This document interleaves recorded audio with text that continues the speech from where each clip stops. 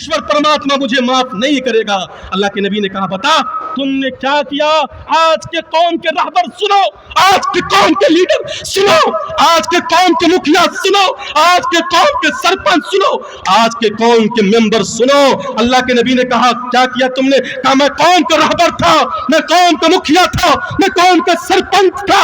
اگر کسی کے یہاں کوئی بیٹی پیدا ہوتی میں حکم دیتا اس بیٹی کو زمین کے اندر زندہ درگور کر دو۔ نوجوانوں سنو دل کی کانوں سے، اللہ کے نبی نے کہا تم نے بیٹیوں کو زمین کے اندر زندہ درگور کیا، یہ تو زمانے جاہلیت تھا، کل یگ تھا، اور تم اس سے نکل گئے ہو۔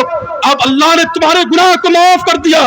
کہا میں نے اس سے بھی بڑا ظلم کیا ہے، اس سے بھی بڑا گناہ کا کام کیا ہے۔ کہا بتا تو صحیح تم نے زمانے جاہلیت کے اندر اس سے بڑا ظلم کیا کیا؟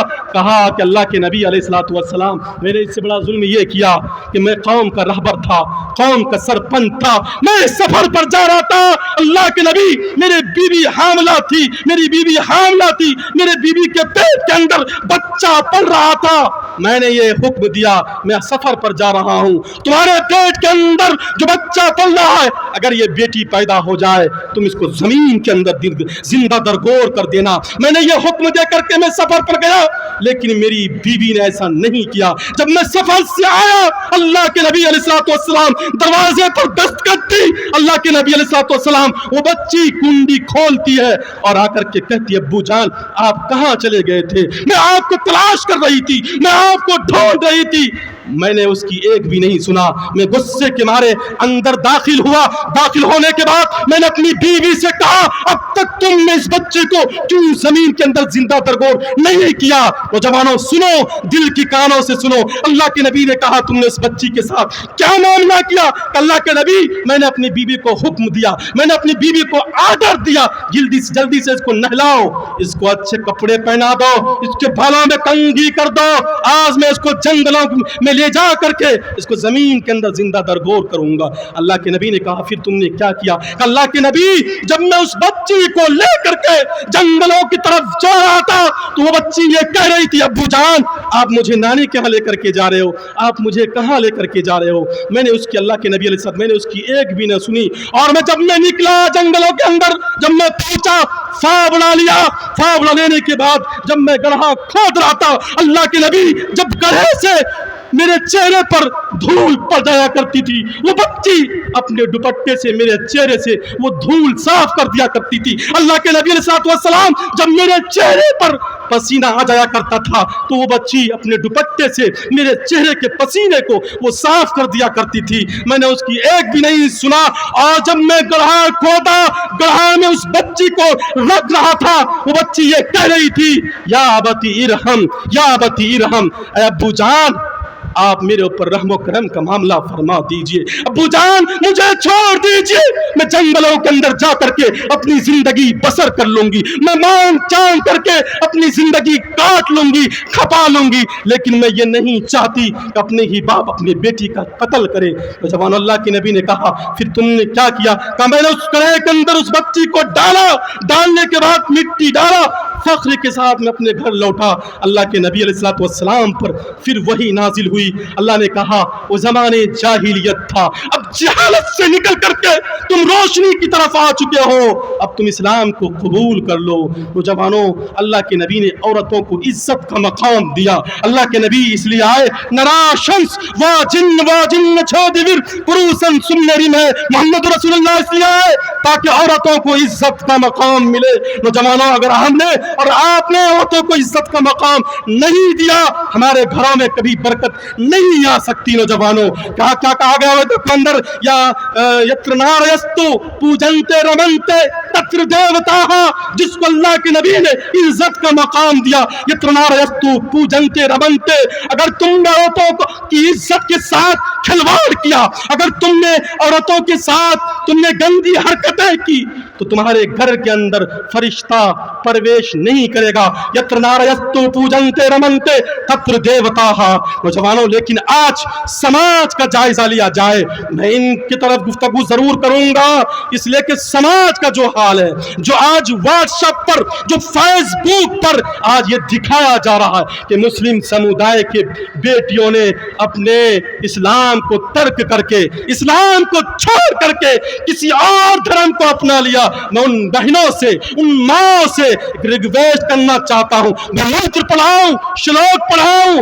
آپ نے علماء سے سنا ہوگا, علماء ہمارے ابھی فرما رہے تھے تم فلاں کام کرو گے کامیابی کی دہلیز پر پہنچ جاؤ گے, تم یہ کرو گے کامیاب ہو جاؤ گے. لیکن سنو پنڈی جی کی زبانی کو سنو. پنڈی جی یہ کہتے ہیں, کیا کہتے ہیں, ماترمان پترمان چاریاوان پروشو ویدہا. پنڈی جی یہ کہتے ہیں اگر آپ یہ چاہتے ہو کہ آپ کا بچہ اچھا بنے, آپ کی بات مانے, آپ کی عزت کرے, تو کیا کرنا پڑے گا؟ ماترمان, سب سے پہلے ہماری ماں جو اس پنڈال میں بیٹھی ہوئی ہے, آپ تک میں مخاطب ہونا چاہتا ہوں, آپ اپنے بچوں کی نگرانی کرو. آج ہم نے فیس بک پر دیکھا کہ فلاں سمیرہ نام کی لڑکی تھی, وہ اسلام کو ترک کر کے, اسلام کو چھوڑ کر کے کسی اور مذہب کو اختیار کرتی ہے. کیوں؟ اسلام کے اندر کمیاں ہے, اسلام کے اندر عزت نہیں ہے جس کو اللہ کے نبی نے عزت کا مقام دیا. میری ماں بہنیں, یہ آپ کی کمزوری ہے, آپ کی نگرانی نہ ہونے کی وجہ سے ایسا ہو رہا ہے کہ ہماری بچیاں کہاں لگی ہوئی ہے, ہمارے بچیاں کس سے بات کر رہی ہے, فیس بک پر, واٹس ایپ پر, ٹویٹر پر, نہ جانے کیا کیا موبائلوں کے اندر ایپس نکل گئے, کہ ہماری لڑکیاں بات کر رہی ہے, ہمیں اس کی فکر نہیں ہے. تو سمیرہ نام کی لڑکی کہاں جائے گی؟ اسلام کو چھوڑ کر کے کسی اور دھرم میں جائے گی, نہیں جائے گی, ہماری نہ نگرانی نہ ہونے کی وجہ سے. پنڈت جی کہتے ہیں اگر آپ یہ چاہتے ہو ماترمان کہ ہمارا بچہ ہماری باتوں کو مانے, ہماری باتوں پر چلے, ماترمان سب سے پہلے ماں کی ضرورت پڑتی ہے بچے کو اچھا بنانے میں. اگر ماں کی نگرانی نہیں ہوگی, باپ کی نگرانی نہ ہوگی, وہ بچہ کبھی سکسیسفل نہیں ہو سکتا. سمیرہ یہ کہتی ہے اور مسلمانوں کو یہ پیغام دیتی ہے, سنو دنیا کے مسلمانوں, اگر سمیرہ یہاں سے اسلام کو چھوڑ کر کے کسی اور مذہب میں جا رہی ہے, لیکن وہ میسج بھی دے رہی ہے, وہ پیغام دے رہی ہے. سمیرہ یہ کہہ رہی ہے میں نے اسلام کو چھوڑ کر کے, میں نے اپنے ماں باپ کے باتوں کو نہ مان کر کے میں آج پچھتا رہی ہوں, میں افسوس کر رہی ہوں کہ ہم نے کسی اور غیر مذہب کو میں نے اختیار تو کر لیا. جب وہ لڑکا مجھ سے شادی کیا, خوشی خوشی شادی کیا, منڈپ کے پھیرے لیے اور ہمارے ماتھوں کے اندر سندور لگایا گیا, لیکن کچھ عرصہ گزرنے کے بعد اس سمیرہ یہ کہتی ہے جب میرے پیٹ کے اندر بچہ پل رہا تھا تو اس لڑکے کا جملہ یہ تھا, تمہارے پیٹ سے جو بچہ پیدا ہو وہ لڑکی نہ ہو, وہ لڑکا ہو. سمیرہ یہ پیغام دے رہی, پیغام کیوں دے رہی ہے؟ یہ ہماری اور آپ کی کمزوری کی وجہ سے, ہم نے اس کو دینی تعلیم نہیں دیا. سب سے پہلے ماں کی ضرورت پڑتی ہے, ماں اچھی ہوگی بچی اچھی ہوگی. نوجوانوں, ماترمان پترمان, دوسرے نمبر پر باپ کی ضرورت پڑتی ہے بچے کو اچھا بنانے میں. اگر باپ کا کردار صحیح ہو, باپ کی نگرانی صحیح ہو, لیکن آج مگھیلی, دیالپور, چاتر اور اسی طریقے سے موسا پور, پوئی, گوندواڑہ, جتنے بھی بستی ہیں, چاہے وہ کسی بھی خطے سے تعلق رکھنے والا ہو, یہ سب کے لیے پیغام ہے کہ ہم بدیش جاتے ہیں, سعودیہ جاتے ہیں, ہم دہلی جاتے ہیں, بمبئی جاتے ہیں, اپنی بچوں کی نگرانی نہیں کرتے. کبھی ہمیں فرصت ہی نہیں ملتی کہ بچوں کی نگرانی ہم خود سے کر لیں. نوجوانوں, اگر ہم نے اور آپ نے بچوں کا جائزہ نہیں لیا, نگرانی نہ کی, تو ہمارا بچہ بھی مرتد ہو جائے گا. جس طریقے سے سمیرہ پیغام دے رہی ہے, جس طریقے سے فردوس بانو یہ کہہ رہی ہے کہ ہم نے اسلام کو چھوڑ کر کے انجلی نام تو رکھ لیا, انجلی نام رکھنے کا مجھے کوئی فائدہ نہ ملا. نوجوانوں سنو, دل کی کانوں سے سنو, ہمارے علماء کہتے ہیں تم کامیاب کیسے ہو گئے, لیکن پنڈت جی کی زبانی کو سنو. ماترمان پترمان چاریاوان پروشو ویدہ. تیسرے نمبر پر جو ضرورت پڑتی ہے, کس کی ضرورت پڑتی ہے؟ ایک اچھے استاد کی ضرورت پڑتی ہے. استاد اچھے ہو बासलाहियत हो, उस्ताद की निगरानी बच्चों पर मुकम्मल तौर पर हो, वो बच्चा क्या बनेगा नौजवानों? पुरुषो वेदः, पुरुषो वेदः। वो बच्चा अच्छा बनेगा, बुद्धिमान बनेगा, अच्छा हाफिज बनेगा, अच्छा कारी बनेगा, अच्छा आलिम दीन बनेगा। पुरुषो वेदः, पुरुषो वेदः।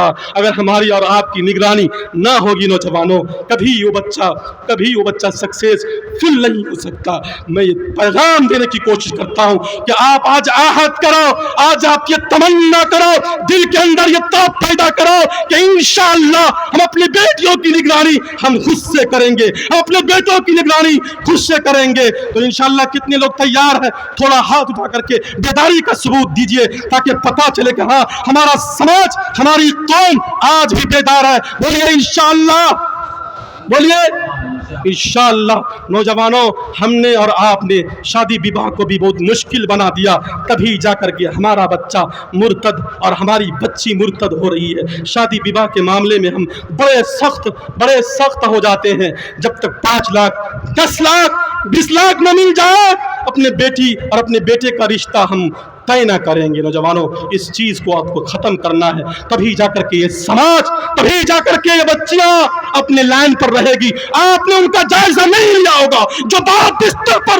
तड़पते हैं कि काश कि अगर मेरे पास भी 5 लाख होता, काश कि मेरे पास भी 20 लाख होता, 10 लाख होता, मैं अपनी बेटी की शादी अच्छे तरीके से करता। नौजवानों सुनो, दिल की कानों से सुनो, अगर आपने इस तरीके का फरीज़ा अंजाम दिया तो क़यामत के दिन अल्लाह के नबी अलैहिस्सलाम के सामने जब हमारी और आपकी पेशन गोई होगी, कैसे मुंह दिखलाएंगे? तो इंशाअल्लाह इन चीज़ों पर हम लोग अमल करेंगे इंशाअल्लाह। अल्लाह ताला से दुआ कीजिए,